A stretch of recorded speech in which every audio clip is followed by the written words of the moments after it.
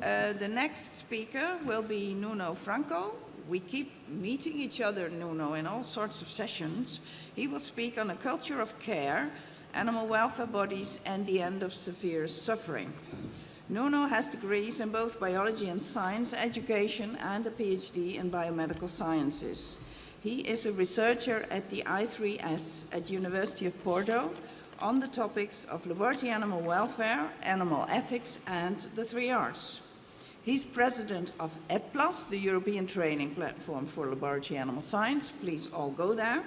And vice president of FELASA, I think you say, yes, the Portuguese Laboratory Animal Science Association. He sits on the I3S animal welfare body and coordinates the Portuguese network of animal welfare bodies. Nuno, the floor is yours. Thank you so much, Meryl. Thank you for being here. Firstly, a note on the title I chose because I got a message from Barney. Are you sure it's not care? Did you make a mistake? No, it's a culture of there. I'm certain of it. And then I began to question because I was getting a question by a native speaker, and I was getting unsure. And then the organizers actually changed it to care, and I had to ask them to change it again. So first, let's get rid of the elephant in the animal room. The goal of animal welfare bodies of providing best care for laboratory animals may conflict with the very nature and purpose of those laboratory animals, because they are often used to model disease. So it limits the animal welfare body's ability to avoid pain and suffering. Also, the options that we have to improve well-being and meeting the behavioral, biological needs of animals are limited by technical, logistical, and often financial constraints. And the large animal that we have, when I talk to colleagues at other animal welfare bodies, is that scientists have objectives, the animal welfare body has a different objective, the animal care staff has a different objective, and these goals, objectives, and sometimes even the ontological duties will conflict with each other. Meaning that it might happen, and this should not be, of course, the case, that because of this conflict, people will not communicate and do things behind each other's backs. So might as well acknowledge that these conflicts exist and address them beforehand. This does not mean policing and permanent oversight of researchers, because this is neither possible nor desirable. So establishing a culture of care will help address both the ethical issues with animal use and professional conflicts, to a certain extent at least. A culture of care is one of constant evaluation and improvement of principles and practices. It is a culture of challenge, of questioning how things are done, of defying that often heard phrase, oh, we've always done it this way. Why? Let's challenge this. This is why I call it a culture of daring to do better and more all the time. So who is responsible for the culture of care? Well, everyone. This involves the competent authority, the animal welfare bodies, the national committee, institutions, organizations such as the RSPCA, animal caretakers, veterinarians. It does take a village or a number of villages at all levels, but I should stress that animal welfare bodies have a central key role in promoting and maintaining a culture of care. And actually, the Commission agrees with me. If you go to the guidance document on animal welfare bodies and national committees, it clearly states that the animal welfare body is in ideal position to drive the culture of care and should demonstrate effective leadership in this area. So it should deliver a collaborative, collegiate, and non-confrontational approach, easier said than done, whilst maintaining authority and achieving implementation of advice. There's also a role for the National Committee for the Protection of Animals Use that is stated in the Commission. The thing is, for the particular case of Portugal, they are nowhere to be seen. So what could we do about that? So we gathered as a network, as an informal network of animal welfare bodies, and tried to learn with each other. What are you doing? What are the issues that you are having? Do you have continuing training in your institution? Rather than not, the answer would be no. So let's do it ourselves. Let's invite people that know what they're doing. Let's promote training. Let's hold symposia. And I am lucky enough to have founded this network and also to be leading it as long as they want to. So, because I have access to the network, I decided to do a survey. Actually, it's a small poll. I'm actually probing, trying to map what are key issues in culture of care and how it relates to severe suffering. Unfortunately, I cannot show you all of the data because I frankly do not have the time. This is not a proper social sciences study. I have lots of respect for social scientists, so I know this is not being done properly, but at least I wanted to have some idea of some issues that might actually inform then a proper social study. We have 24 animal welfare bodies in our network, 20 replied, and this is important. The head of the animal welfare body replied, or someone on behalf of the whole animal welfare body, so it reflects each one of those 12, which is half of them, which is slightly representative, reflects the view of the whole animal welfare body or of people who actually have the responsibility for it. So I asked a number of questions. The ones in bold relate to the tasks that are assigned to animal welfare bodies in the guidance document. The others have to do with issuing of non-binding appraisals, which is something that is particular to Portugal, researchers' education and training, competence assessment of researchers, education and training of those caring for animals, promoting of a culture of care, and devise research on non-technical summaries. And the question was, what impact do you consider that the constitution and activity of animal welfare bodies had in your establishment in relation to all these factors? Because I couldn't fit it, let's just say that the legend means that red is bad, green is good, gray is more or less, it doesn't remain the same. So a lot of green, which is fine. No red, no orange. Okay. Some gray. In some cases it was not applicable. So, but overall there was large consensus. Of course, we are quite biased in that regard. That the animal welfare body actually had a beneficial impact in all of these items in our establishments. Green as well here when we asked about severe procedures and how they relate to harm-benefit evaluation.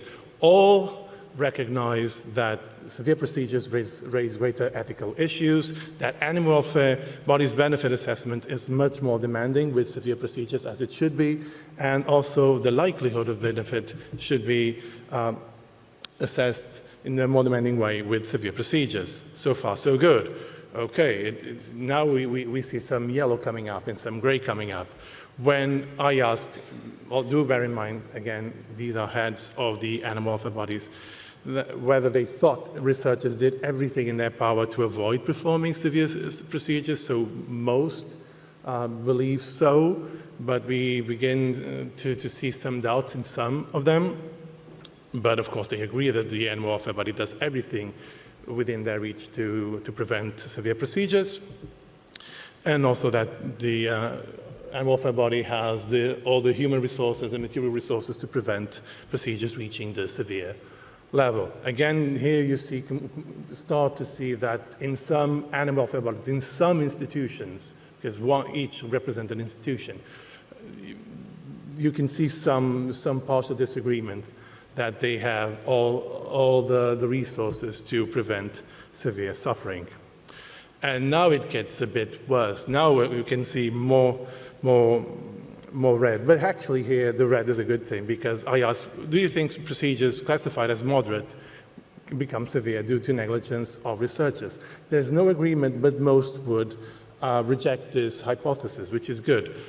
And also when I asked if they had procedures classified as moderate that due to these constraints would turn into severe, most would also disagree. But we do see that there are some cases, and again, this shows that in some institutions, this might happen. So that some procedures originally classified as moderate may turn up to be severe. And also that when I asked whether they had procedures misclassified as moderate by researchers, would they turn out to be severe, then you can see that, that we have mixed responses. But when I asked whether they had procedures prospectively classified as severe that, due to the animal welfare body intervention, did not go beyond the moderate level, it paints a nicer picture that they do believe that they prevented some procedures originally classified as severe to reach the severe level. On the priority of minimizing severe procedures and how it relates to other Rs. So again, mixed responses, some gray, some yellow, so some neither agree nor disagree, some partially disagree. So you can see the gray represents actually uncertainty, that reducing the number of severe procedures is more a priority than reducing the number of animals used, or more of a priority than replacing the use of animals, or that it is preferable to use more animals in a less severe procedure than fewer animals in a severe procedure. So here, when presented with a reduction, refinement conflict, you can see that there is no consensus between institutions, but you can see a consensus that it is more feasible to end severe procedures than achieving total replacement. So this is positive, right? Hopefully so. But then okay, let's see whether you do think if that ending severe procedures is feasible. If I ask whether they think it will occur if imposed by legislation, there is absolutely no agreement on that. I am also unsure that the end of severe procedures will be possible through technical scientific development was much more consensual. So here as a community, we have a responsibility to achieve that.